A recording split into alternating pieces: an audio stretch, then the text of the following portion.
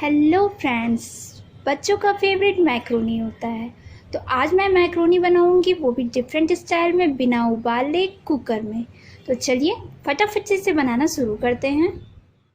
तो फ्रेंड्स, यहाँ पर मैंने कुकर चढ़ा दिया हुआ है। ये गर्म हो गई है तो मैं इसमें 2 से 3 टेबल स्पून के करीब ऑयल डाल दे रही हूँ और ऑयल को अच्छे से गर्म हो जाने दे रही हूँ। तो फ्रेंड्स, यहाँ पर ऑयल गर्म हो गई है और अब मैं ये 2 बारीक कटी हुई हरी मिर्च ये डाल दे रही हूँ और ये एक प्याज है जिसे मैंने बारीक काट लिया है, इसे भी ऐड कर दे रही हूँ साथ में। और प्याज के सॉफ्ट होने तक इसे कुक कर ले रही हूँ। तो ये देखिए, यहाँ पर ओनियन सॉफ्ट हो गई है और अब इसमें ये 2 टमाटर है मीडियम साइज़ का, जिसे मैंने बारीक काट लिया है, इसे भी ऐड कर देती हूँ। साथ ही मैं इसमें स्वादानुसार नमक भी डाल दे रही हूँ और इन सबको अच्छी तरीके से मिक्स करके टमाटर के सॉफ्ट होने तक कुक कर लेना है। तो यहाँ पर टमाटर सॉफ्ट हो गया है और अब मैं इसे हल्का सा प्रेस कर दे रही हूँ।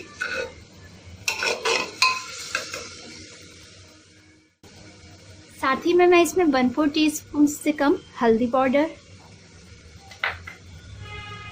1 टीस्पून से कम धनिया पाउडर,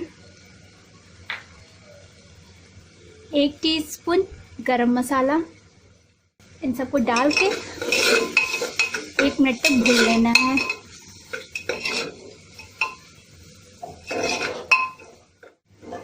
क्योंकि ये इंडियन स्टाइल मैक्रोनी है तो इंडिया में मसालों के बिना तो मैक्रोनी बन ही नहीं सकती। तो यहाँ पर मसाला भुन गया है। अब मैं इसमें ये मैक्रोनी ऐड कर दे रही हूँ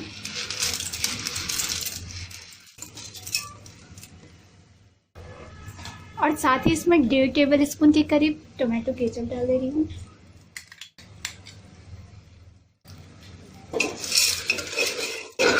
आप चाहें तो इसमें वेजिटेबल भी ऐड कर सकते हैं, अपनी पसंद का वेजिटेबल भी इसमें ऐड कर सकते हैं। वेजिटेबल को हल्का सा कुक करके इसमें ऐड कर दीजिए। लगभग 1.5 कप के करीब पानी या ज़रूरत अनुसार।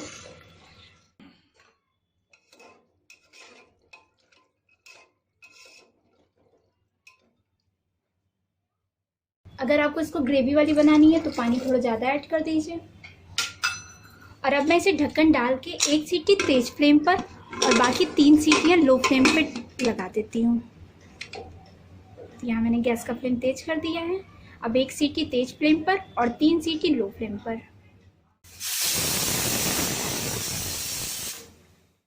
तो फ्रेंड्स, यहाँ पर चारों सीटी लग के तैयार हो गई है। अब मैं गैस का फ्लेम बंद कर देती हूँ और इसे ठंडा हो जाने दे रही हूँ। तो यहाँ पर कुकर ठंडा हो गया है, मैं इसे खोल के देख लेती हूँ और ये देखिए,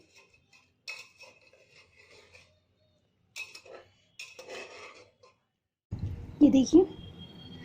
तो आप इसे ट्राई करना बिल्कुल भी मत भूलिएगा और हमेशा की तरह अगर मेरी रेसिपी पसंद आए तो वीडियो को लाइक और चैनल को सब्सक्राइब करना बिल्कुल भी मत भूलिएगा।